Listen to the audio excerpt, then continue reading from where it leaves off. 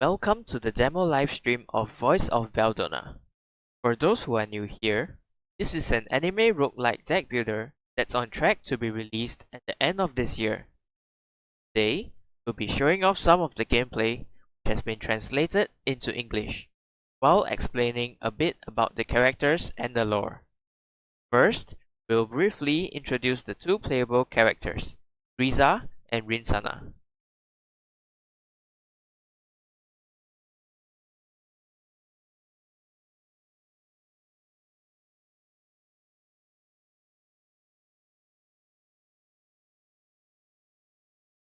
This handsome man with white hair and blue eyes is Griza. He's a gifted sorcerer who uses his summons to perform unbelievable feats in battle. And beyond the spells and summons, his refined appearance, unpredictable behavior, and silver-tongue negotiation skills are just a few of the many masks he wears, all in service of chasing that one perfect, world-shaping story.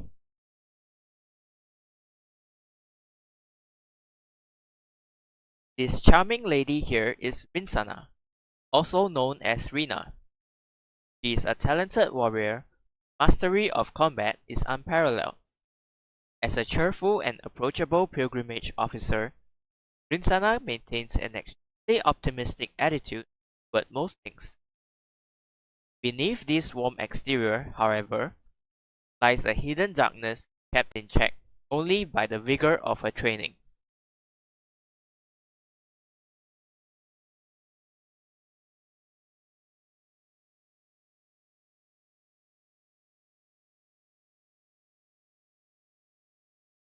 Now, what kind of world do our characters live in? Let's learn a bit about the setting of the game. In Voice of Belldona, technology exists alongside magic.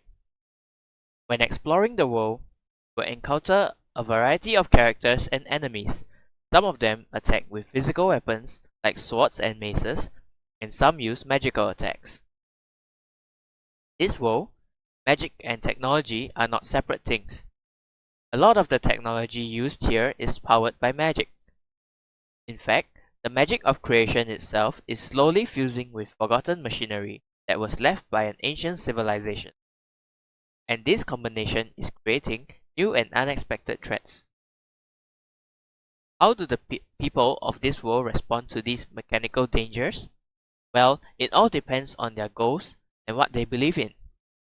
Some cling to religious voices, hoping to be granted protection by the gods. Some try to harness the potential of the rogue machines for their own purposes. Others, like our two main characters, Rinsana and Griza, roam in search of the truth behind this catastrophe. As for what this truth is, you can find out in the full release of the game by experiencing the story mode. Okay, now that you know a bit about the lore, let's move on to exploration.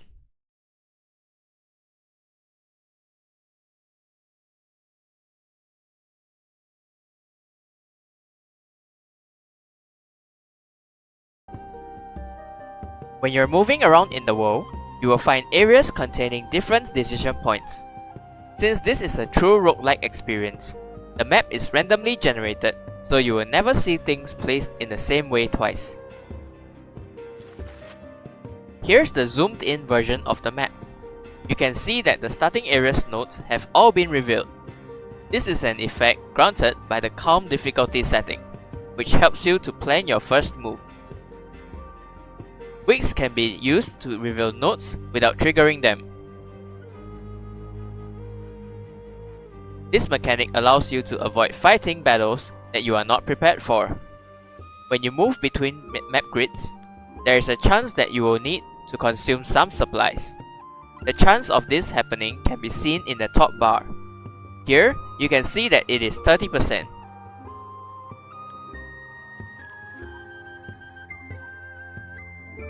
The Light of Omen reveals nodes without the use of wicks. They are always already revealed, even in browsing mode. Since wicks can only be crafted with Palvis, which can be used on upgrades later in the game, the Light of Omen is extra helpful when you want to save your resources for later. Tails represent Quest segments. When you interact with them and select the correct options, you can start or continue quests that might grant you helpful items or change the final boss that you encounter.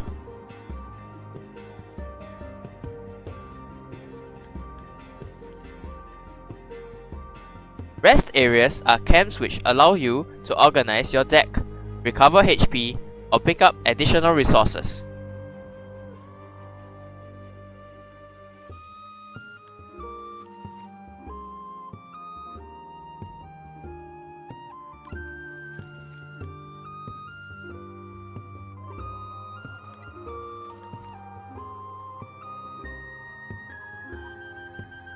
Traveling merchants are shops where you can exchange supplies for cards.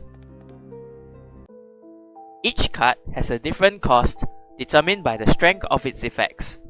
You can even pay a small tip to influence the next merchant's offerings, or remove cards that are cluttering your deck.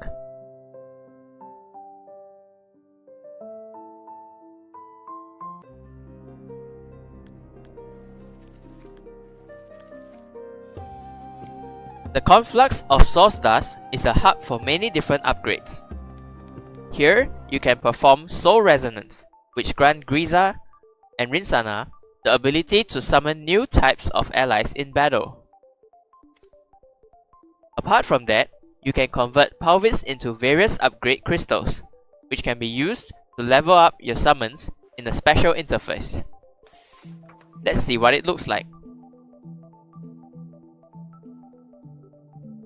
Lastly, apart from managing summons, you can also spend Palvis to obtain blessings which grant certain useful effects in battle.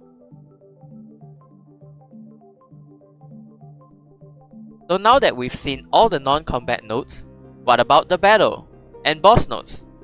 Before we get to that, let's take a look at the characters' abilities so that you can see how they tackle their enemies.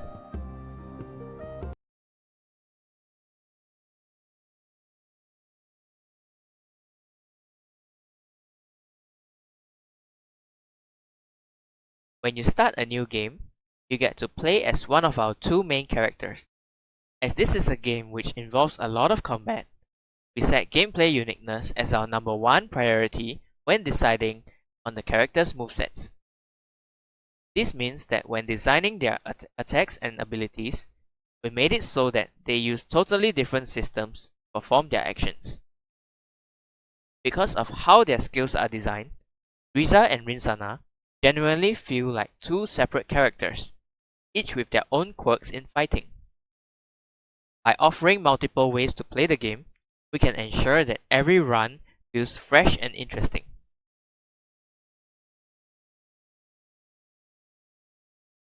First, let's look at what the Sorcerer Griza has to offer. Griza has access to 4 different decks, and some are more difficult to master than others. As a magician, he's more of a supportive spellcaster than a frontline combatant. All of his decks offer different perks and consumes special forge energy in unique ways.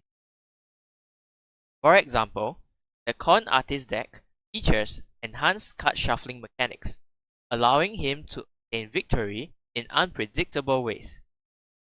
The Survivor deck allows him to stack massive amounts of armor on himself, making him nearly unkillable. The Commander deck lets him buff his summons with strength and armor so that they perform better in combat. Finally, the Duelist deck makes extensive use of the Burning status deck, use enemies to ashes. Overall, Griza is an all-rounded character, can be played offensively or defensively depending on the deck you choose. Here's a showcase of Griza's gameplay.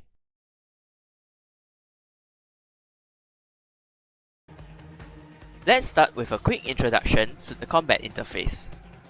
A few cards have been shuffled into the current hand, and some of them are glowing blue. This means that there is enough energy to play them. The amount of energy you have can be seen in the crystal here. Beneath this is a grey crystal representing Griza's Forge energy. When you click on this, your hand is replaced with the list of summons you can place onto the map. Summons can be deployed into different positions on the field. Make sure that this knight is placed in the best spot to defend Griza. You should first check the enemy's statuses, see if they have any special targeting effects. Now that we know how the enemies will attack, let's deploy the knight and switch back to the hand to play a few cards. When you run out of energy, you will no longer be able to use cards. To continue, you must end your turn.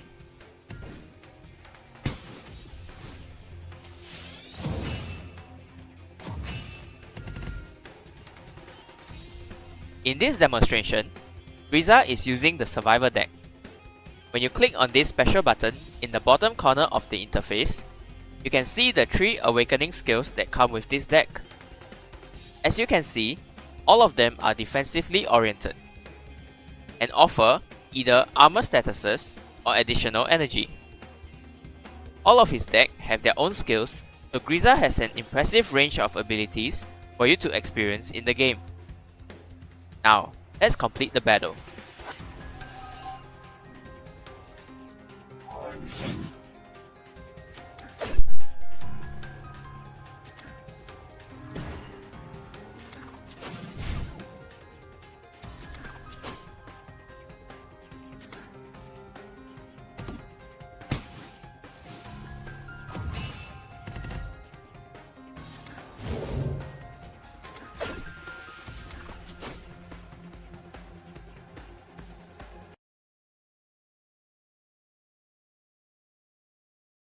Unlike Griza, Rinzana is an aggressive fighter who relies on her raw strength to defeat enemies. Instead of using mana to enhance herself, she manages her sanity to obtain different personal buffs and debuffs.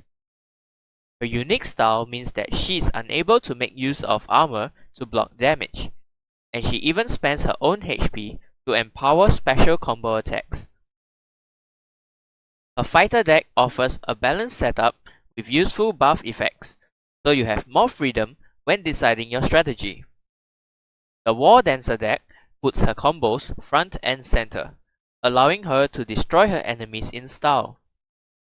Finally, the Berserker deck is packed full of HP based effects, and the cards lower her sanity to create a scenario that is high risk and high reward. Here's a showcase of Rinzana's gameplay.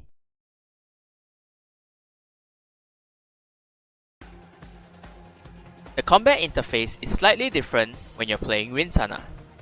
On top of her head, you can see 6 diamond-shaped boxes. These record Rinzana's attack types in order to trigger combos. The attack type of her cards can be found easily in their descriptions. When you hover over a card, related combos will also be shown in a pop-up for your convenience. We have already performed and stored 2 attacks, so let's try to trigger a combo and see what happens.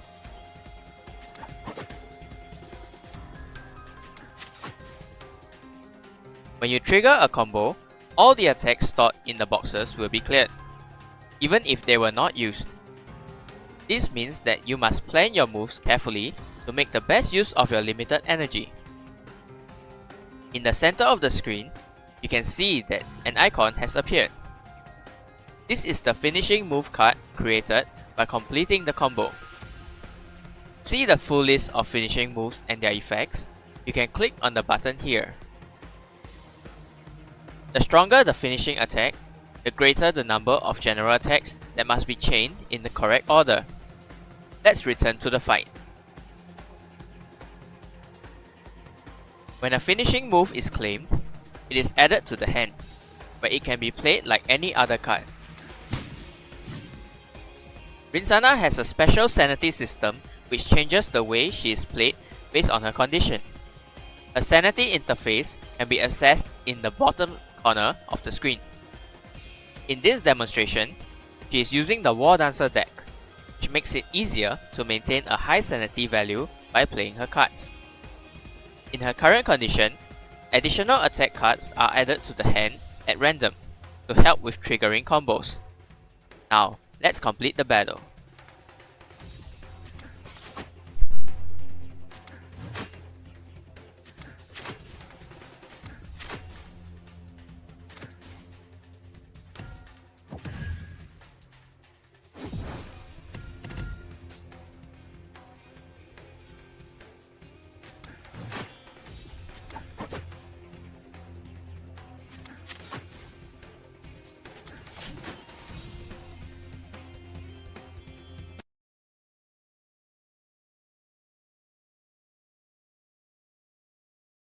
Okay, everyone.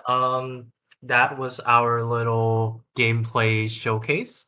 Um, but before we move to the next part, which is the Q&A session, let's talk a bit about what's coming next to Voice of Belldona. So first, the new demo we showcased today will be officially released right after the stream. So, please go ahead and download it, try it out, and let us know what you think. Your feedback is gonna be really helpful for us to polish the game and make it even better for the free release. And if you enjoy it, don't forget to leave a review on Steam. It really means a lot for our small team. So next, our official release is planned for December this year. So we're really excited and we're working really hard to make sure everything's ready by then. And lastly, we're about to launch our Kickstarter pre-launch page. So please follow the page so you can grab some limited edition merch from the game and maybe even get exclusive early access rights before the official release. So thank you so much for supporting us. It really keep us going all right. Now let's jump into the Q&A and see what question you have for the team.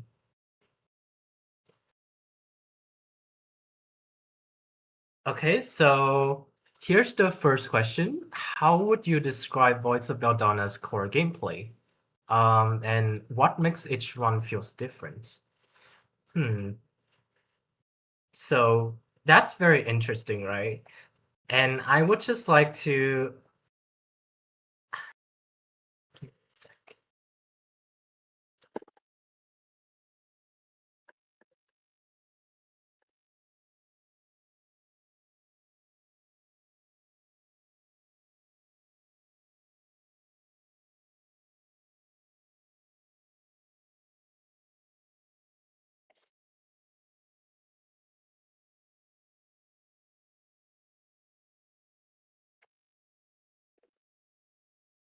Okay, so before we start the Q&A, right? I would just like to introduce our Tsukimiya, which is our main artist, the person who brings every character in Voice of Belldona to life. And now he'll be doing a live drawing session while we answer your question. So you get to see how our characters are created right on stream. And now we need your help. Who should we draw today? Chera or Risana? Drop your votes in the chat below, and then we'll draw them and see who wins.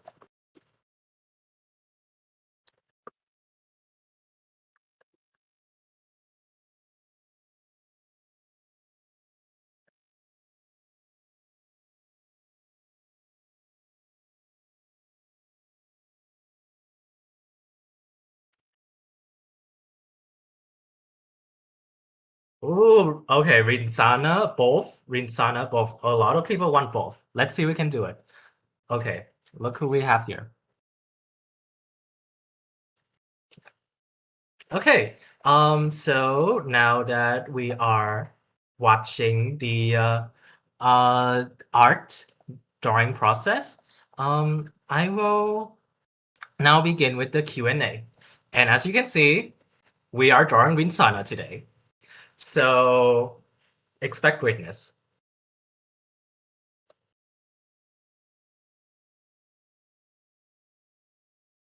All right.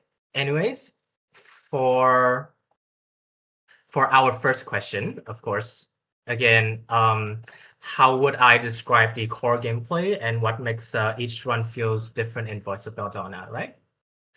And I would just like to answer that. So Voice of Belldona is basically our take on a roguelike deck builder, but with a lot more freedom in how we move to each one. Instead of being locked into like a linear route, we built this flexible map system.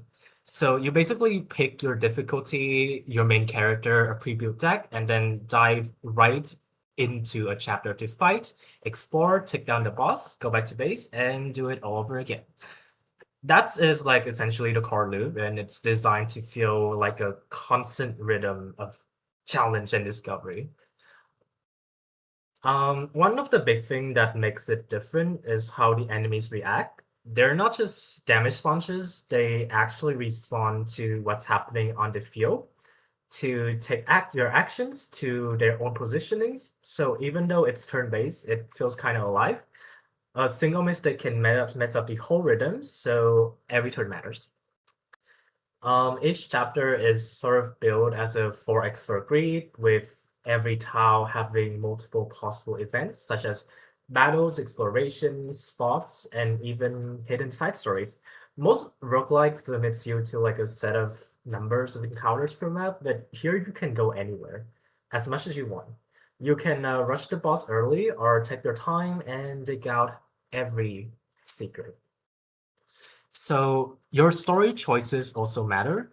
Depending on how you move through the map, you might unlock different bosses or even trigger the true ending route, which is basically this insane gauntlet of back-to-back fights. On a full run can take like 5 to 7 hours if you go for everything. Well, yes, we do have a true ending, and you have to play it to unlock it. Absolutely. So next, we have got two main heroes right now, as we all know, and they play really differently. Grizza, the guy who is all about flexible draw control and then team buff and timing your big skills. He's very classic roguelike card feel, but has some unique awakening mechanics. And then there's Rinsana, so on the other hand, she plays completely opposite. She can't gain armor at all, and every hit hurts, but she turns that pain into her power. Her design actually takes cues from fighting games, think combo flow and skill changing. She's risky, but if you pull it off, it feels incredible. My eyes don't see anything. Okay, okay, sure. And so, beyond the usual deck building, right, you can also summon allied units. Yes, you can summon allied units in its fight once you meet a certain condition. Those allies can level up, gain new effects, and completely change how you approach battle. We wanted that party management feel inside a roguelike card system, which is something that we didn't really see any elsewhere. So, we're or I said this, but we're heavily inspired by Slay the Spire and Darkest Dungeon. But what we really wanted was to mix that roguelike tension with narrative depth. So, fun fact, before Voice of Belldona became a digital game, it actually started as a tabletop prototype, where we all play together. And so, story-wise, it's sort of personal to us. It's something we've been building since we were kids. One of us wrote, and then one of us drew, and over the years, it's just evolved into this weird emotional world that we now call Voice of Belldona. It's definitely been tricky balancing all of it, the roguelite system, the story pacing, and the heroes. But that's also what makes it fun. We wanted to make something that feels both mechanically deep and emotionally connected. And hopefully that's what the players will feel like too. Okay, so moving on to question number two of the Q&A. What inspired the design of the environment and characters, and how did that shape the story that the team wanted to tell? Okay, design and story. Very interesting question. So first of all, for the world inspiration, right? The world Voice of Belldona is really deep and multi-layered. Every faction has its own logic, belief system, and purpose. Kind of the Warhammer or other big fantasy sci-fi universes that inspired us. Even though it looks like fantasy on the surface, there's actually a strong sci-fi undertone under everything.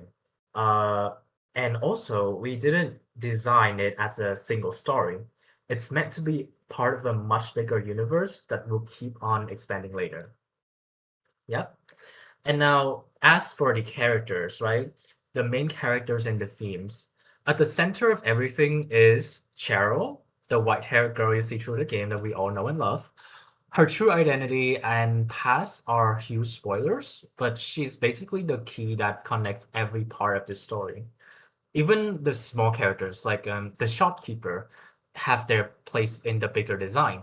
And of course, we have our two main heroes, Griza and Rinsana.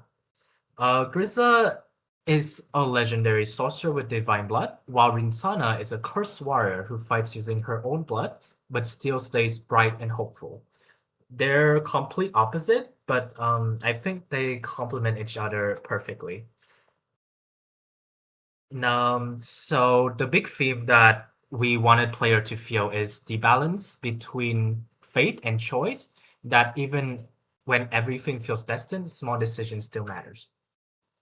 And a little bit of fun fact and creative notes. For us, Voice of Belldona has always been about contrast, like hope and despair, light and shadow, and a fun little detail. Rinsana, the cursed but optimistic warrior, is actually our art director's personal favorite character. As you can see, he's drawing right here. She's kind of represents everything he loves in character design, strong, broken, but still full of warmth. And looking ahead, we're planning some special modes like higher difficulty and boss rush options. Because of how the story is built, we probably won't add new endings or massive expansions, but we are working on new enemies and allied already. And yeah, our next project is already in the planning. Take some time in take place in the universe with some familiar faces and legends from Voice of Belldona. We really want to keep building this world, and we hope everyone will stay with us on this journey. God sent artist, so true. Okay, so as next question for the Q&A, question 3. How was the world's atmosphere and art style built to match the tone and pacing of the game? Okay, very interesting questions. As for the art direction and style, we took a lot of inspiration from studios like Vanillaware, Nike, and Dungeon Fighter Online. We really wanted Voice of Belldona to feel like a mix between Japanese Korean fantasy style and Western realism, especially when it comes to creatures and environments. Um, so every single characters and enemies was carefully designed, not just visually, but also with their personality, emotions, and story role in mind. And we're really proud of that. All of these designs will be featured in our digital art book. So, for players who want to explore the world and support us even more, this art book is also part of our Kickstarter rewards. Yes. All right. So, for the world building and atmosphere, right? The world of Voice of Belldona is something we've been building layer by layer for years. Each faction has its own logic, bad belief system, and moral code. And a lot of that comes from our love for Warhammer and those big fantasy meets sci-fi universes. Um, on the surface, it might look like pure fantasy, but underneath there's this sci-fi undertone that gives it the world a more mysterious and grounded feeling. And we're not stopping with this one title. Our long-term goal is to make Voice of Belldona part of a connected universe with future stories expanding on what started here. And for the visual and musical mood, for the overall atmosphere, we wanted art and music to carry the emotional flow of the game. The slower ambient tracks are for exploration and discovery, those quiet moments between battles. Then during boss fights or key story points, the music layers up, becomes more intense to really amplify the tension and release. We tune the soundtrack to follow the rhythm of the roguelike loop, that feeling of pressure, breakthrough, and then calm again. So the visuals and sound always move in sync with the player's journey. And that is for question 3. Let's move on to the next question of the Q&A.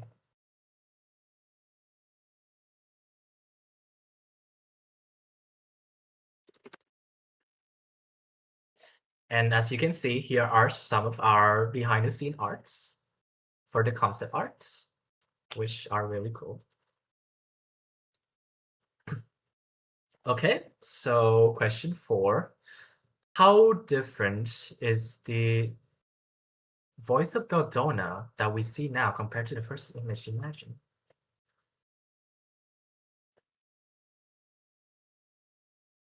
Okay, someone's typing. Does anyone have a question?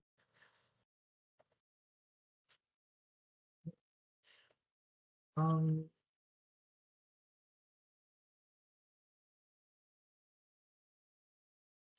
okay, so um, I have, but rather it's a bit mechanical, so maybe later. Okay, cool.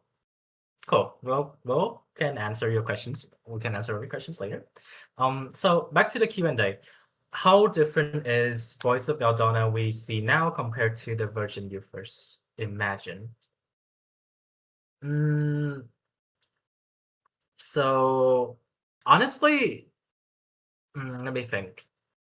The Voice of Belldona you see now is actually pretty different from what we first imagined, but in a good way. And I think this is a really interesting question, because actually the main characters, so Riza, Rinsana, and Cheryl, they have actually been there since day one. And what really changed was just how we built the story around them. So trying to write a cohesive story inside a roguelike structure turned out to be way harder than we thought. Um, we had to deal with branching paths, right? Alternative bosses and then side events. And somehow we still have to make all of it feels emotionally consistent. And fun fact actually, the script went through 3 major rewrites, plus like a ton of tweaks in between. And yeah, that meant we had to cut quite a few characters and storylines along the way. Um, Actually, in the early plan, right, we even had more chapters and free map explorations, but those got cut later, partly because of the budget and the time, and also partly because one single run started to just takes forever. It like it felt like it was just too long to be fun. So yeah, cutting down everything to us felt like the right decision. Um, for us, the main goal has always been pretty simple, right? To tell a good story. Whether that happens through a visual novel or a roguelike, doesn't really matter. We just wanted to pick the format that really fits the story best. Mm, so, we are an indie dev team, and obviously, most of our team actually came into this project as newcomers to game development. Like, we pretty much had zero experience at all and just did everything from scratch. But yeah, there was a lot of learning and a lot of late nights figuring things out together. Um, oh God, like I remember like we were working till 2 or 3 a.m. and somehow that kind of became normal for us. Definitely not because we want to, we don't, but it's because we really, really cared about just making this right. Um, and a funny bit, right? Our art director, the person who's drawing Rinsana on the stream right over there, he doesn't actually rely on coffee at all. which I don't know how he does it because I kind of need coffee to just survive every day.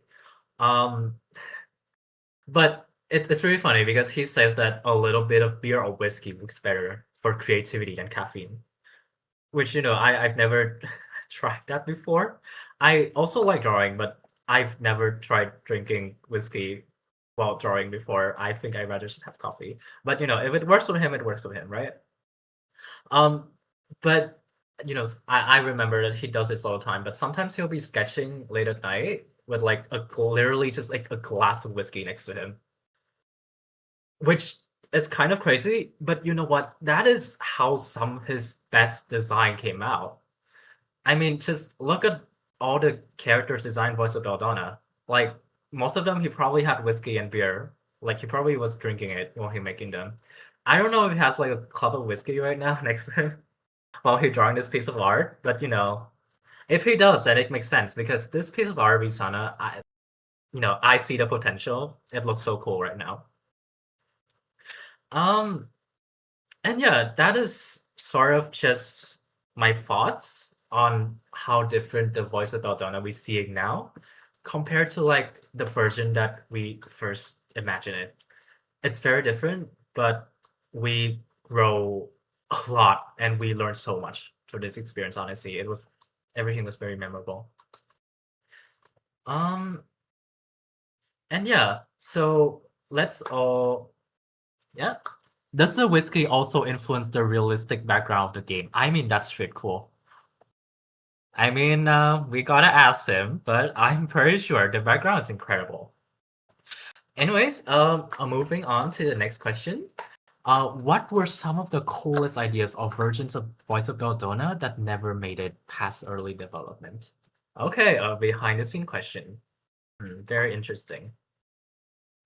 Oh gosh, there's quite a lot. Hmm, let me think. So the first thing that came to mind, right? The main character, obviously Griza. When we first started Voice of Belldona, Griza was absolutely ridiculous. I mean, main character, right? In the earliest draft, I remember he was basically a god. Like he had divine blood, he could read minds, he had infinite mana, perfect logic, could copy and skill instantly. And obviously, he's immortal. He couldn't die, which is insane. But like there's so many animes with this sort of main character in that, with the main overpowered character, and we absolutely love them. And that was definitely our first inspiration for Grizzla. And obviously we were teenagers when we started writing them. So to us teenagers, it sounded amazing. But you know that feeling when you just want your characters to be the coolest thing ever, like it's your main character. Um, Obviously, I want my main character to be overpowered. So that to our teenage self was just so absolutely cool. But once we started actually working in the Voice of Daytona, right? Once we actually started to really turning it into a game, it was a nightmare to write. I'll be honest, it was a nightmare to write because one of like the main thing in writing, right, is that tension is one of the most important thing, is the key factor to make it a good story. So there is just no tension when your main character can literally just solve everything with one single move. There is no tension at all, and that is our main problem. Again, we want to write a good story. So actually, we used to joke that he was like One Punch Man, the voice of Belldona at that time with like One Punch Man, but just without the jokes. And so we had to do something, right? We had to change to make our story better. So we kept stripping things away like one layer at a time. We wanted him to stay powerful, obviously, but at the same time, we wanted him to be flawed, to be human and vulnerable. That's what makes it important, and I think that has what make us really love his character a lot more. And through that process, he became the Grizzly that exists now. He's still strong, but he really became someone that you can relate to and someone that you can really care about. So that's one of the thing about Grizzly. Let me think of the next thing. So I remember we also had like a bunch of just mechanics and system that didn't really survive development. They were really cool, but they didn't survive. One of our favorite, I remember, was this little cooking system in the rest area. So, you see that cauldron in the rest area. Like, we used to be able to cook. We have this like cooking system. So you can actually cook meals to boost stats. And this meals came with some this cozy slice of life scenes, which I remember like I had so much fun writing. I really loved them. It just felt warm and it felt human. Kind of something like from a vanilla war game, if you played it. We like honestly, we love it. We really love it. But at the end of the day, unfortunately, it was just too much work for the scope and budget we have as an indie dev team. So yeah, we had to let it go, which honestly hurts a bit because we really love those scenes. But at the end of the day, we feel like it's probably for the best of our game's development. Um, yeah, and let's see what else. What else? What are some other cool ideas? Um, okay, so we talk about Berza, right, and how he was just so absolutely overpowered, and that changed a lot. Let's talk about Rinsana. Oh, okay, the art is turning out great. Okay, I'm looking forward to that. I love the sketch. Um, okay, so about Rinsana, right? Her first version again was totally broken. She was too simple, but she's also way too strong. Like, you could just play a few turns and destroy everything. So, we just end up rebuilding her from scratch. So for Grizzle, it was more story, and for Rinsana, it's more like gameplay mechanics where we just changed her completely.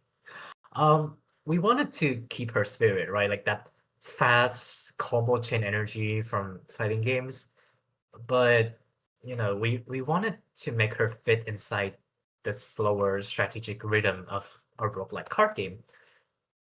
So we had both of these ideas going around, and we're just asking ourselves, like, how do we balance this? How do we like find a middle ground between all of this, right? And so looking back, I think all of this came from who we were when we started. Like, we were just two kids and who wanted to make something legendary, a world full of gods and heroes that could never fall. It's sort of like a perfect world to us. We wanted our characters to be strong, to be overpowered, and to just be able to take on the world and defeat everything. That's the kind of thing our teenage self wants. But, when we grow up, things change because we started to actually making a real game. And a part of growing up is just realizing that limits are what makes stories beautiful. Because when characters lose, when they bleed, when they hesitate, that's when players really feel for them. Because limits is what makes them human. And when we started changing our sort of writing direction to that, to making our characters have limits, that's when I feel like we really truly fall in love with them. And it's something that we hope, everyone who plays Voice of Belldona and everyone who um experiences their stories will also feel. Um so anything else? Anything else? I guess that's kind of it. That's like the main three things that came to mind, honestly. Um, we cut a lot of things along the way, didn't we? Yeah. That's but in return, Voice of Belldona has become something a lot stronger, something more alive, and maybe more honest to who we are now. Um, all right. So that's a bit of the FAQ. Um, okay, who's behind all this magic? I'm super curious about your team. Okay, I will get to you. I will get to you. Right? I will get to you. But first, this is really interesting about the whiskey. About the whiskey part. It's it's so funny. So, did the whiskey also influence the realistic background in the game, or did it not? Did it now? So, okay, so maybe it really did have an influence. Maybe. Because honestly, some of our best ideas didn't come from long meetings on mood boards. Like I said, we were working up till 2 in the morning. So our best ideas honestly came at 2 a.m. when our art director had like a glass of whiskey next to the tablet and he was just vibing. Like he is doing now with the stream.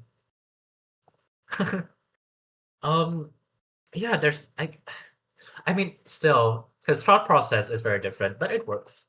But I think it's because like there's something about that quiet moment, like when it's 2 in the morning and the room is half lit and there's a bit of music in the background and with a drink of whiskey in hand. I think that just makes your brain drift into strange places. Have I tried before? No. Our art director tried it, and maybe I should try it too. Because again, I love drawing and it seems to help him. Um, and yeah, I think at the end of the day, that's kind of what Voice of Belldona needs. It's not pure fantasy, it's sci-fi. It's not pure sci-fi. It lives somewhere in between, like that sort of dream that makes sense only until you wake up. So, to imagine a world like that, like to build such a realistic background through art, I think you need to loosen up a little. Let your mind just wander through like the dense logic and the structure. Just fill that whiskey in your body and just start drawing and just start vibing, and that's how you created a realistic world through art. So yeah, maybe the whiskey really did help. Not in the let's get drunk and design monster kind of way, but more like uh, it helped us build. It helped us feel the world instead of just building it bits by bits. Um, some nights I think the line between fantasy and reality kind of blurs a bit. And I think just from that blurriness, we were able to imagine the world of Voice of Belldona. And I guess it's from that Belldona just kind of appeared. Um, so yeah, very interesting. Our art director is, of course, insanely talented, but the whiskey really did help. The whiskey really did help. Okay, looks like he's drawing Grizzly now. Okay, I'm seeing the vision. Very cool. Okay, Lavenza. In before it turns into an Easter egg. Oh, whoa, I guess you just have to play the game to know. Okay, Lavenza. Hello, Lavenza. Who's behind all this magic? I'm super curious about your team. Oh, wow, okay. Super curious about your team. Well, I will answer your question. Um, so, as an indie dev team, right, our goal has always been pretty simple. Again, like I said before, we just want to tell a good story. To us, honestly, it didn't really matter if it was a visual novel, a roguelike, or something completely different.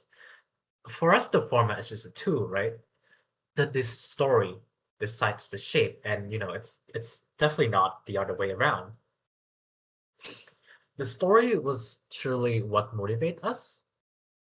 Um, and like we said, most of us didn't start out as game developer. Most of us don't have any experience in game developing.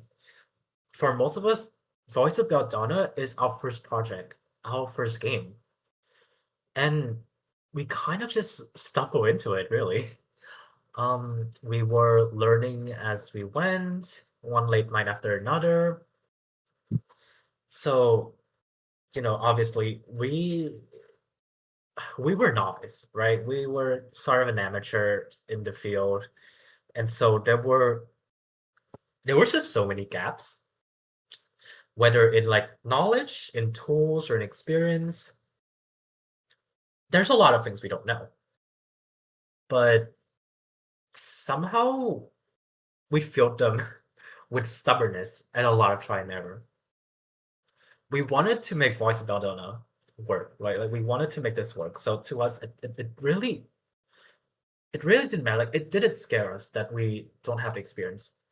That did not stop us. We wanted to make this story came alive. We wanted to make this game. And I feel like that stubbornness just really was able to motivate us and to be able to create the world voice by Belldona we know today. Like before, right? Like we actually so before we actually had like a very healthy sleeping schedule, which is insane because after Voice of Belldona, working till like 2 or 3 a.m. actually became normal. I mean, we weren't used to it before, but after the game, we do. And it's not because like anyone asked us to. Oh, it's definitely not. We're putting this on ourselves, really. Um, yeah, but it's because the world voice of Belldona, it just wouldn't stop calling. Like it's like once you start building it, it just keeps whispering ideas into your head until you can't sleep. Like ideas just comes and you know, like whenever I'm just like going outside, I'm just like eating my lunch, I'm just like, I need to work on this. I need to work on this. I have good ideas. I need to work on this. And it just keeps filling up your head. And truly, it's what it's what motivates us really. Um, and so our art director was drawing an amazing art of Grizzle over there. He is a perfect example of this, really. He's not the coffee type at all, like I said. Like he told me that, when he had caffeine, it makes his hands start shaking. So, like artists, right? Like you need to hold a pen, you need to have a tablet. If your hands start shaking, your line art wouldn't be really good, right? Your hand has to be stable when you draw the line so that, it could be like a good straight or curvy line, so that it will make the line art looks good. And so that's why he doesn't have coffee. So instead, he keeps a little glass of beer and whiskey next to his desk. And he always jokes that a small sip helps him open a portal to another world. And honestly, watching him sketch at like 1 a.m. with that glass catching the light, it does feels a bit magical. Um, yeah, some about Voice of Belldona best design came from those moments.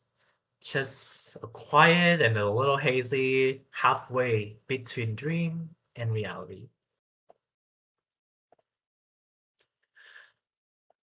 Okay, back to the Grizzle art. How are we doing right now?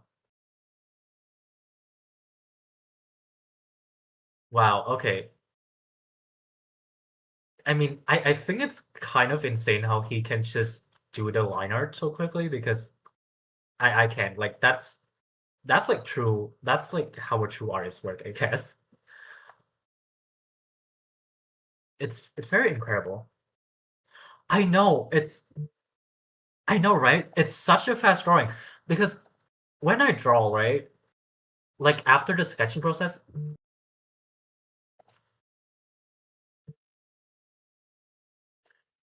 so like I don't know anatomy, right? Like I'm actually really bad at anatomy. So like when I sketch pieces of art, it takes me like freaking hours. because I have to like keep fixing the arms and like the body position because it just never really lines up, and I just keep having fixing it. Like this guy did it in like what, an hour, and he already got this, and the liner is so beautiful. Just from like such a in before artist that skill issue to do, bro. Nah, bro, ain't no way. I mean, okay, like that's fair. Skill issues for me. That's true. But like okay, to be fair, I started drawing like digitally like 2 years ago, right? So, I still had a lot to learn. But obviously, I'm sorry. It's like when you're not an artist, right? Like, and when you become an artist, it's honestly really different when you look at art. Because when you're not an artist, like, yeah, this looks cool, this looks incredible.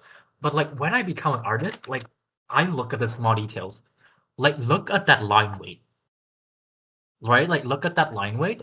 You can sort of like tell the light direction from where the base just based on the line weight, right? So obviously it's just like from this piece of art, like the light came from his head. Uh, and also again, I'm just kind of like mesmerized how this took like an hour because line art for me like I don't know, it takes like 5 hours to just do, so very incredible. Also, I'm like wondering like what pose he's doing here.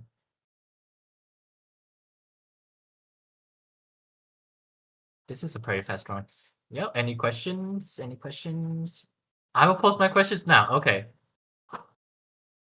Oh.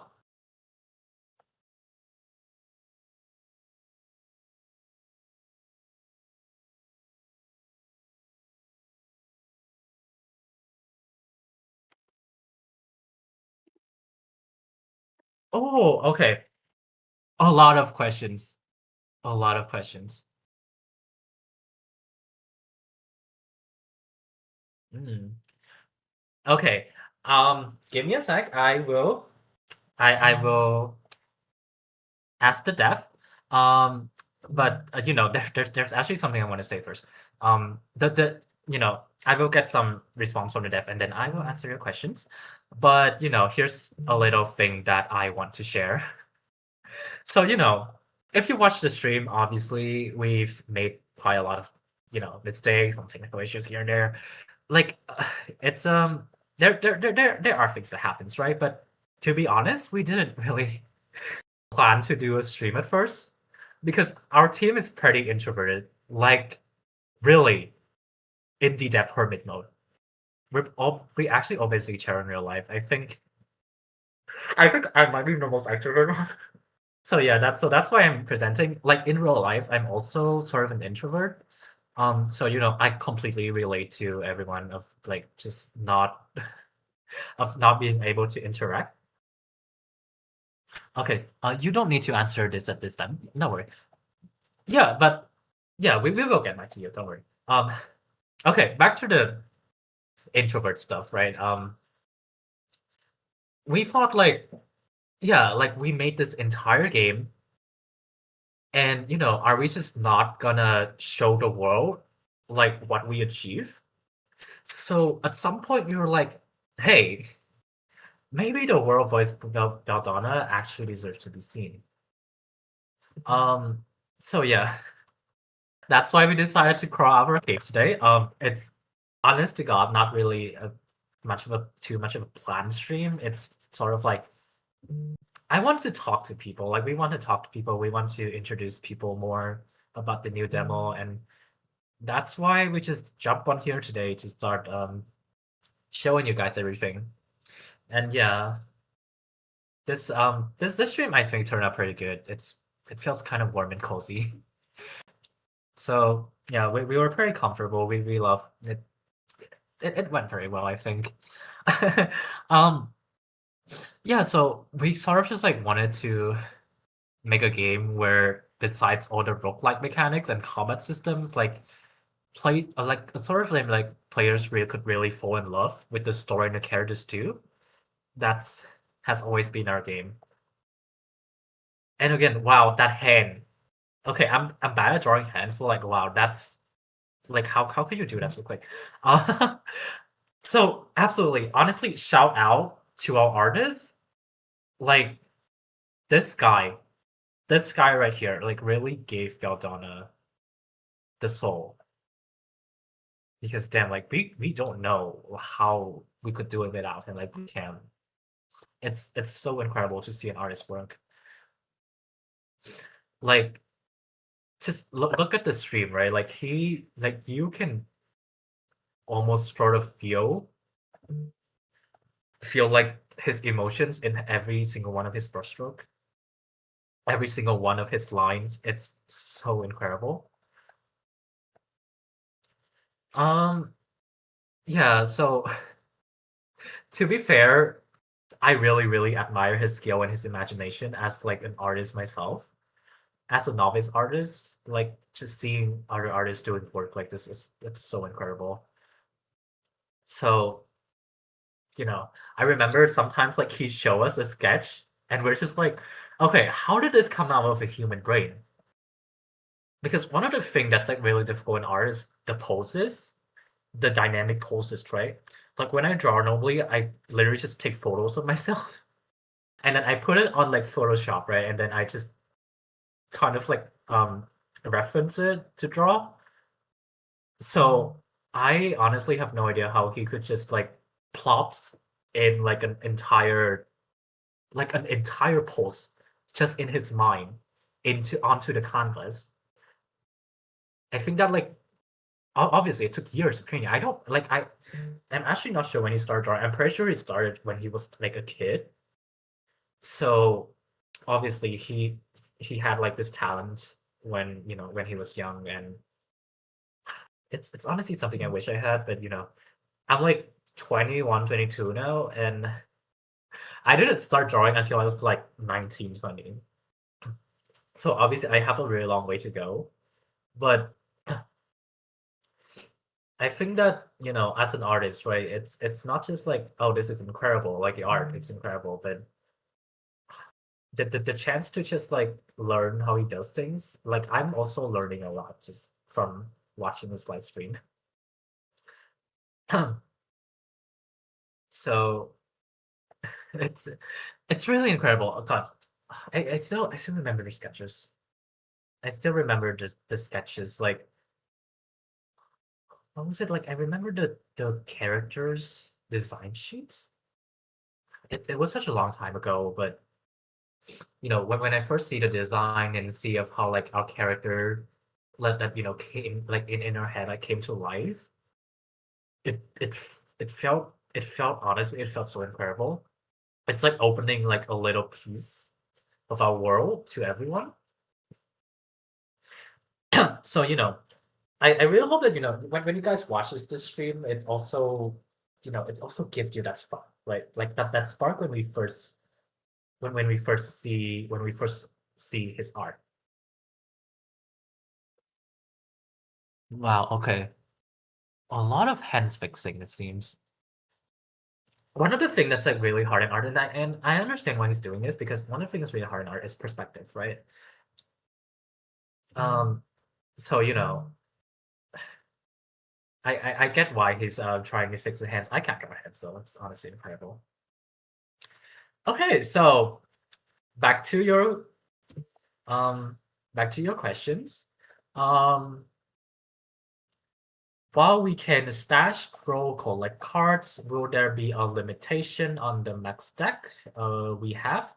The last time I tried the demo using Vinsana Berserker deck, I ended up collecting 51 cards when clearing the hard mode. Okay, so the answer to that is that there's actually no deck limit. So technically you can put every card you collect into your deck. Though we don't really recommend it because, when you have bigger decks, obviously it doesn't always mean, that it's a better synergy. So, try it out for yourself and see what works for you. But yeah, again, bigger decks doesn't always mean better synergy. Okay, next question. I remember we can get a lot of card copies. Would there be a limitation for that? For example, is Yu-Gi-Oh that limit their copy up to 3? The reason is because there are a lot of draw power card in the deck. I play at that time and I simply can deck out my entire 50 plus deck in a single turn, which is kind of broken in card game in general. But again, maybe you have another option. So to answer you, duplicate cards also have no limits. So you can even run up to 10 copies of the same card if you want. Um, so, if you do, try to record your gameplay and show us because we actually love seeing players that comes up with crazy deck builds. Again, we love to see what our players came up with, so that would be really interesting. Um, so if you want, you can stack like 10 same cards in deck. It's totally fine. Um, and when we're developing games, right, like we don't, we try to come up with like as many scenarios of like what our players might do as possible. But at the same time, like we see our players play the game, and we're still shocked because like we did not expect this. So like sometimes we see players who just build like the most outrageous decks, and honestly, we kind of love seeing that. Like every time we see someone who breaks the system or like makes some wild decks build, we're like, okay, that's insane, but also kind of genius. We love your creativity. Like, please show us that actually. um, Okay, I will be ending up build my entire deck with draw only card. Okay, show us your gameplay of that. That's outrageous, that's crazy, and we love that. Show us that. Oh, okay. So those were the last question. Um, the last time I was confused with some UI explaining regarding energy and cost. Does the UI improve on the new demo or OUI in general? So first of all, about the energy and cost, right? It's yeah, that's really basically the same thing in our system. We noticed that the translation of the game might have caused some confusion. So we've improved like the overall wording and the overall um, UI layout to just make everything cleaner. So hopefully no more like, wait, what does this number mean again? Moment this time. Um, Yeah, we basically like fix a lot of just translation issues. We really do like take our fans' criticisms and seriously, and we really want to improve this game. And so translation is definitely one of the big thing that we fix for this new demo. That sounds nice. Yeah, it really is nice. Yeah, I played through it, like the wording and everything just feels a lot smoother this time. And also, yeah, I feel like as if like put in my place in like a new player, I think that the tutorials and mechanics, everything, it's more easier to understand. Had a friend asking about that specifically. Okay, good. Well, then I hope you look forward to the new demo because the translation is a lot better now. Yeah, the English version has also been fully revised and unified, so things should feel a lot clearer now. And yeah, so please give that a try and let us know your feedbacks. It really does help a lot. Again, like feedbacks is one of the things that, that's very important to us. We take every feedback seriously. So play the game and tell us, and we want to make this game the best for you. And yeah, if there's any problems, anything you want to prove, just tell us and we'll do it. We'll make our game better. And yeah, that is all for the question. Um, there's there's actually like one more thing I wanted to talk about, like with this new demo, right? If you've been like an OG fan, well, you don't need to be an OG fan, but okay, thank you for the Cheryl heart emoji. Yeah, well, yeah, you don't need to be an OG fan, but like I'm pretty sure like most people here knows that we've actually been working on Voice of Belldona for a long time. We've actually been working on Voice of Belldona for almost 3 years now, actually. It's it's been like such a long journey for us. A lot of late nights and restarts. A lot of rewrites 3 times, and somehow we made it here. But back in 2023, right, like when we first released our first demo, at that time, like we were so excited. We were so excited that we just couldn't wait. Like we really, really just had to show people what this world looked like and what the gameplay felt like. But everyone if everyone has played the demo, you would know that, looking back, that version feels kind of rough, right? Like for example, obviously like the translation, there was some issues. And there's a prime example was like the car design. There's a lot of placeholders in the game. And there's a lot of mechanics we wanted to improve on. There's a lot of things. And so looking back, like there's a lot of things that we wanted to improve.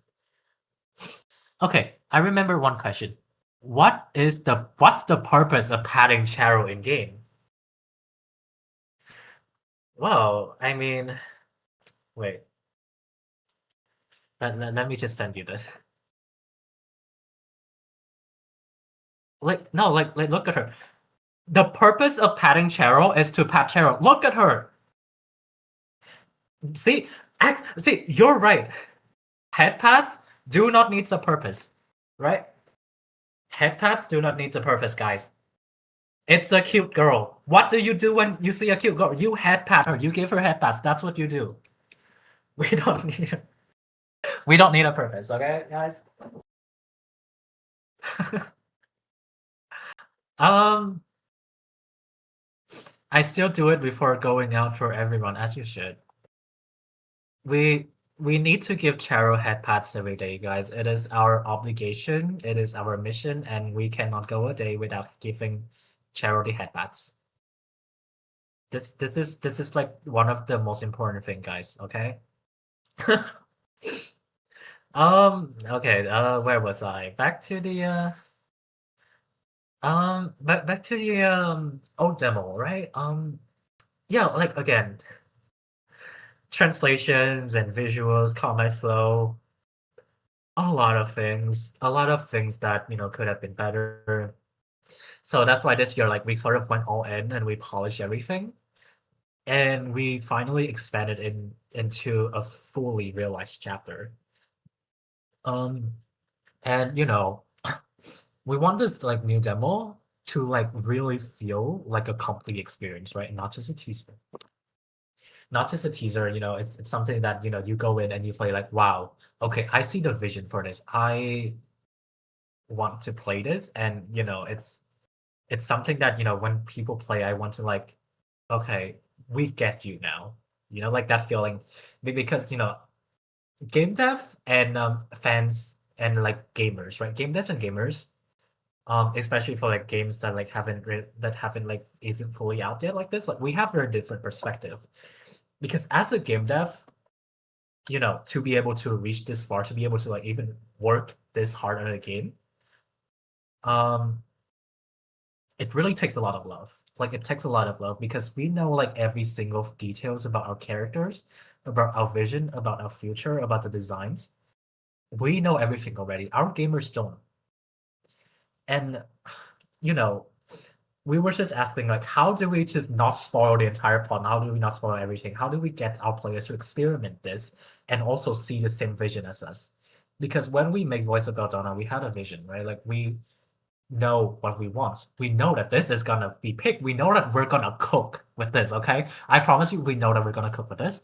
But the question is, how the hell do we make players see our vision through a demo? And so that's what like that's one of the things that we really focus on with this new release is that we want our players to see our vision. And that's why we went all in and just polish everything. And yeah, so I know most of you guys are roguelike fans, right? I know most of you are, and you probably know, and we definitely know, that this year there's a lot of there's a ton of roguelites coming out. It's like every week there's a new one on Steam. And yeah, they're all very exciting, but still, we want to release ours now because we think our take um, on the roguelike formula has like something a bit different to offer. Maybe it's the story layer, maybe it's the combat flow, maybe it's the character, whatever it is. Like we hope it'll surprise you in a good way. So this demo is definitely a lot more fleshed out, and please, when the demo goes live, please give it a try and let us know what you think. This version really meant a lot to us, so I hope we hope that it will mean something to you too. It's and yeah, again, give us feedback, tell us what you like, show us your gameplay, show us your crazy decks, show us your insane strategy. We want to see that, right? So just show us everything. If you have feedback, tell us. If the game you want something to be improved the game, just tell us. We are very open for feedback from our gamers. So our goal is to improve the game for you guys, and we all have the same goal. So just tell us if there's anything you want to say. Oh god. Okay, I just look in chat. I see the Cheryl hat padding again. Okay, wait. I need to send one more. Okay, this is important. This is our obligation, guys. So okay, so on the note about the head padding again. Yes, yes. More head pads. More head pads. Yes. On the note about the head pad, it's kind of just like a pure FPC interaction. Something like small and kind of sweet between you and Cheryl. We added that because it just feels right, you know? We added that because it feels right. Because like that's honestly it. Like, how could you go past a cute girl and not giving her a head pass? That's illegal.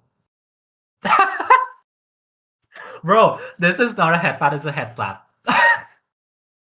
Honestly, yeah. True, but look at her. Like you just wanna wham on her.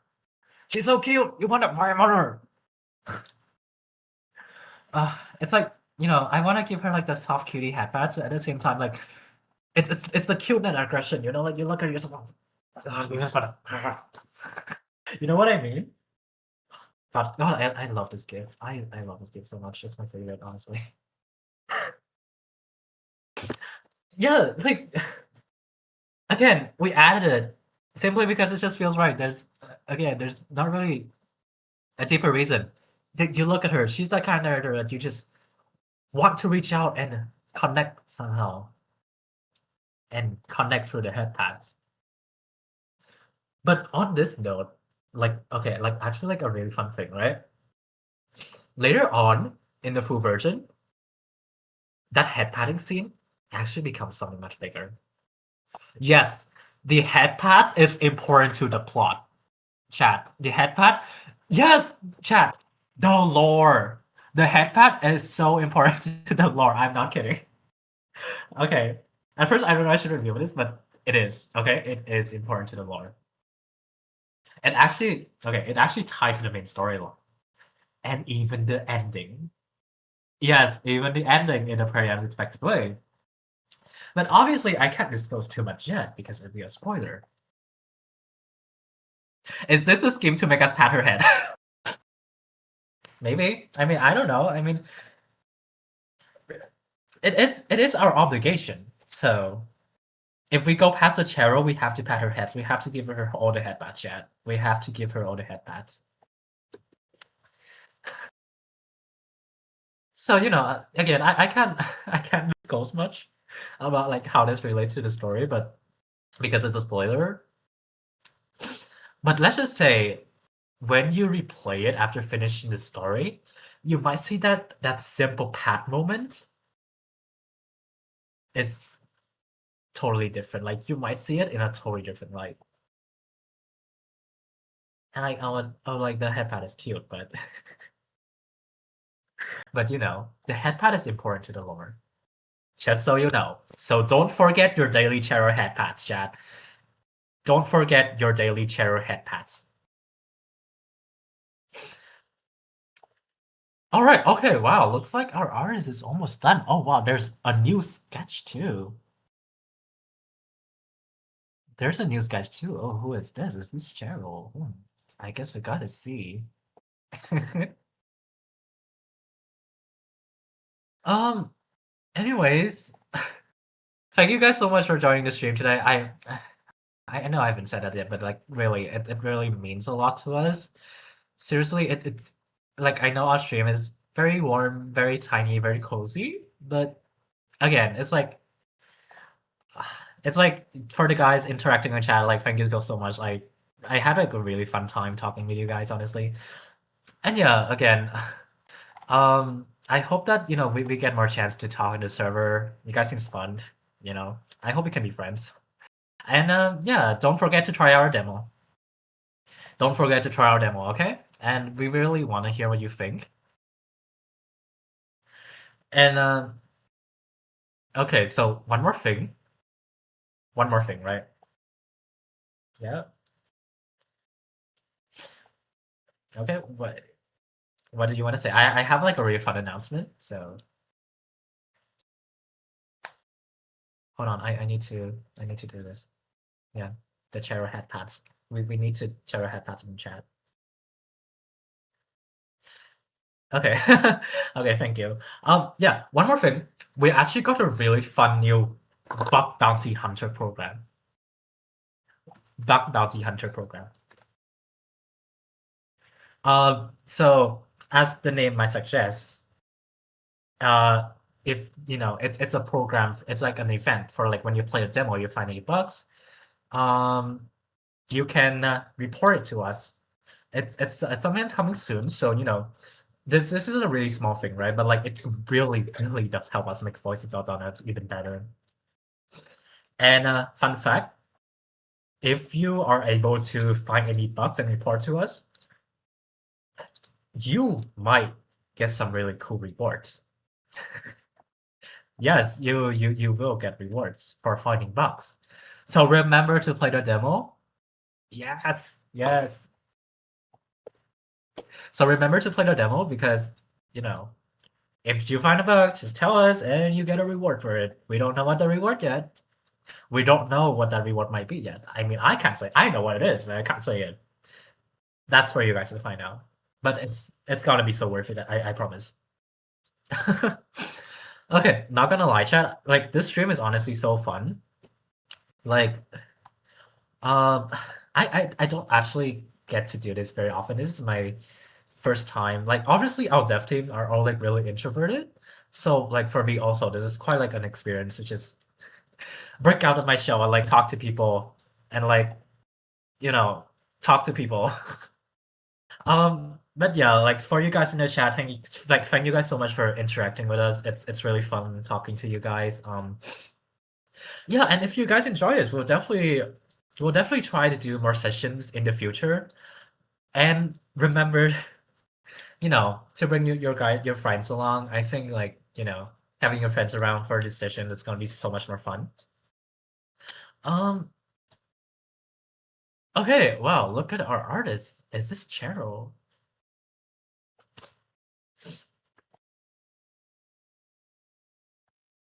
Ooh, okay. Looks like our artist isn't done yet, but okay. There's actually a little story I want to tell about Cheryl. I'm not exactly sure if it counts as like a spoiler or not, but if you guys want to hear it, then just drop a comment below. Just say yes, and yeah, I will tell you a story.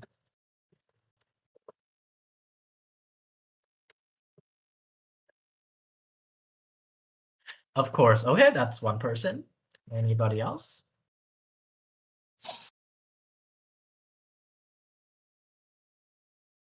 Okay, look at him working on the line weight then.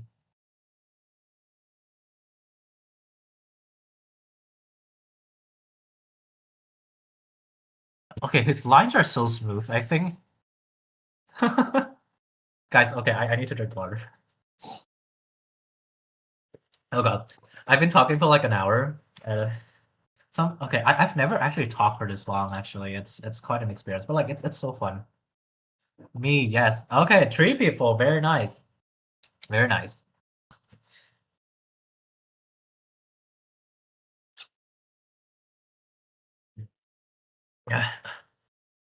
Okay, give me a sec. Let me like let me just like plot out the story. Mm. But also, I hope you guys are enjoying the art stream. It's honestly incredible. I like most of the time I've only seen like him like his like finished sketches. It's very rarely do I like get to experience him just drawing like an entire art like this. Oh, she's doing the praying hands. She's doing the praying hand. Okay, I'm seeing the vision for this. Okay, so 3 people. I will count that as a yes about this story and channel, Cheryl. So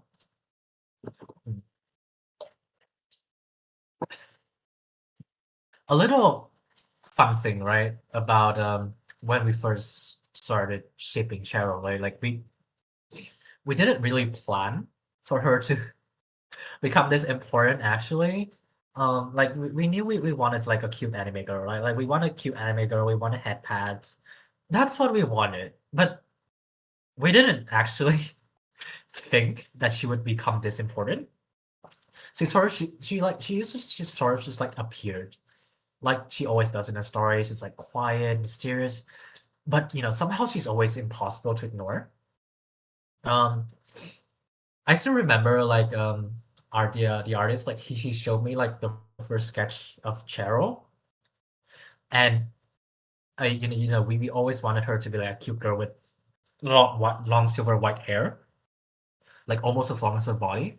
But like when we finally see her sketch, like that was like wow, like that's like we immediately like felt a spark. You know what I mean? Obviously, our first thought was like, okay, we want to give her head pads. We want to give her all the head pads. But like on a more serious note, like when we see that like really strange outfit, it felt like something that looked like it came from like a long forgotten civilization, sort of. Like when we see that, we just like had this spark, right? Like we had this spark. At that time, we felt like she never really quite belonged to any timeline. So like, we just thought to ourselves like, wouldn't it be fun if we interpret this in a story? I So, we just keep like imagining scenarios in our heads. We keep imagining up ideas, and honestly, that's how the Cheryl we know today was born. Like, or like the story about her at least. Her personality actually came later. We wanted someone who wasn't strong in the traditional sense. So like, not like Vincana or like not like Griza, who's like strong because they're fearless or like because they're super brave. But we wanted Cheryl to be someone who like, even though we put her in such a difficult situation, despite her, being terrified, she's still brave. She still faced her situation and she's still, standing headstrong against whatever it's coming for her. And that sort of thing just made us connect to her a lot because, you know, it's one of our main theme in Voice of Belldona, right? Like we want all of our characters to be strong, obviously, but at the same time, we can't forget that they're still human. And the thing about strength is that it has a lot of meanings and it comes from like different ways. And so, it's not just like, oh, strength because you beat a boss, or strength because you're immoral, strength because you're fearless. We wanted to show that strength can come in different forms, including with Cheryl, and it's that she's someone who doesn't give up, even though she's terrified. That's the kind of strength I want to highlight from her character. Mm, Cheryl is actually painfully shy, just like us, just like the dev team. We're all painfully shy, guys. Like, actually, um, but really, but like, the thing is that she's shy in a way where it's almost to a point where like she wants to hide herself whenever people look at her. Like actually, like if like imagine if there's like a food if there's like a food sack nearby, right? She'll try to crawl into like literally just cry into the food sack to just escape from the world. Like if there's people on the street, she saw someone, you would not get a chance to look at her before she just hit herself in that food sack. Oh, what is this? I just noticed that the live drawing is share screen for another screen. Yeah, so if you know Aaron is like our mod, like he's the one who shares the screen, like share the presentation. We want it to be smooth so that we can have like the artist doing the drawing and he won't have to worry about like all the streaming stuff. Yeah, so it's basically just a technical thing to help the artist just do things easier. Yeah. Um, Back to Cheryl. Where was I? Oh yeah, she's really shy. She hides from the world. Um, but the thing is, even if she's scared, even if she's terrified, she still move forward, right? And I think that what makes her so beautiful to us, because as you know, Cheryl's different from humans, right? But at the same time, her character feels human, and that's what we really want to write in the story. We want our characters to be human, and we want us to be able to just relate to them. And so, even though she's fragile in an unstoppable way. She's brave in her own way. And her beliefs, right? Like that's what we have like poured a lot of emotions in. Um, if you look at Cheryl's design, right? Like she really looked like an angel. Wow, okay, I'm just like appreciating the art right now.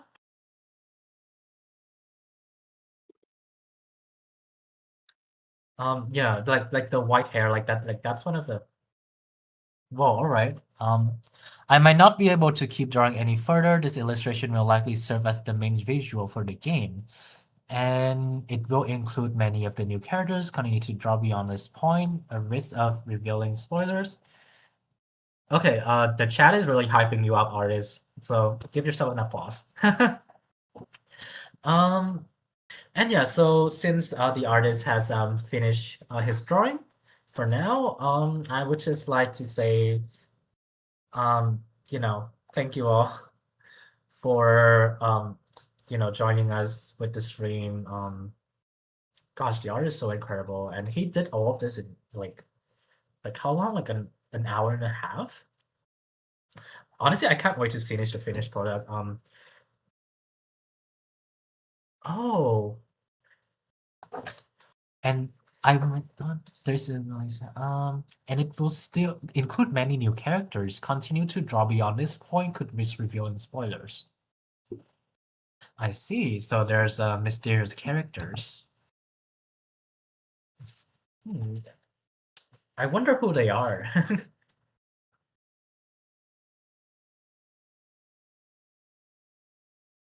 Ah, yes, question.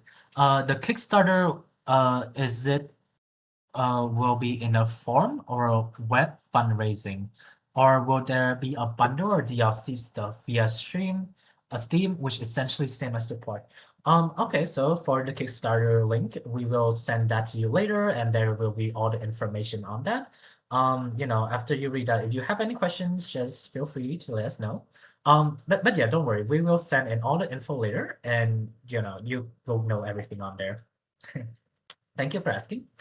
Um, and yes, so I guess that this is where we'll wrap up for today. Honestly, we didn't expect the stream to turn out like this. It really, honestly, at the beginning, was just like a simple showcase, but somehow it became like this really personal talk about the world and the character and just all the small things that makes Voice of Belldona. Yay! Cheryl Hart, Cheryl Hart. So yeah, Thank you guys so much for hanging out with us today, for asking questions, for interacting with us. It's so much fun. Thanks for uh, thanks for being so interested in the project, which is a small indie dev team, a bit awkward, a bit sleep deprived, but moments like this help us remind of why we're making games. So please, if you haven't yet, go download the new demo. Try it out and let us know what you think. We read every comment on Steam, so your feedback genuinely really help us make the game better. And back to the Kickstarter thing. We've just launched our Kickstarter pre-launch page. So if you want to get exclusive merch or early access, just go hit that follow button. It also means a lot to us. It really does help the project grow. And once you play the game, you want to go deeper and get rewards. Remember that we have our bug bounty hunter program that will be opening soon. So please play through the game and help us test. Break the game, right? Find us bugs and just report back to us so we can improve the game. And you will also get really cool new rewards. And finally, huge shout out to our artists who made this amazing artwork today. Um, I swear he never stops. It's that kind of dedication that this project runs on. So yeah, we'll definitely have more streams like this soon, and we'll maybe even have more surprises next time. So bring your friends. If you have any figures, share them. If you have fan art, definitely share them. We love fan arts, please. And yeah, we want this to be like our world, not just ours as developers, but also you guys, also the community. Um, and yeah, thank you guys again, truly. From all of us at the team, you know, this has been truly amazing for us at Voice of Belldona. And yeah, we'll see you in the next one. Love you guys, and don't forget to save before the boss fight. We'll be playing it tonight for sure. Oh yeah, definitely, as you should.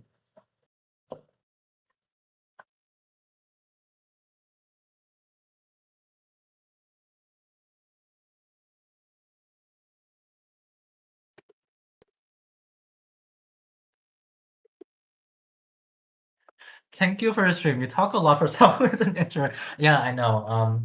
I mean, I guess it's just like you guys are cool. Like everyone seems really cool and just really chill. And I think that made me like really comfortable talking to people. And yeah, thank you guys for joining the stream. I really appreciate it.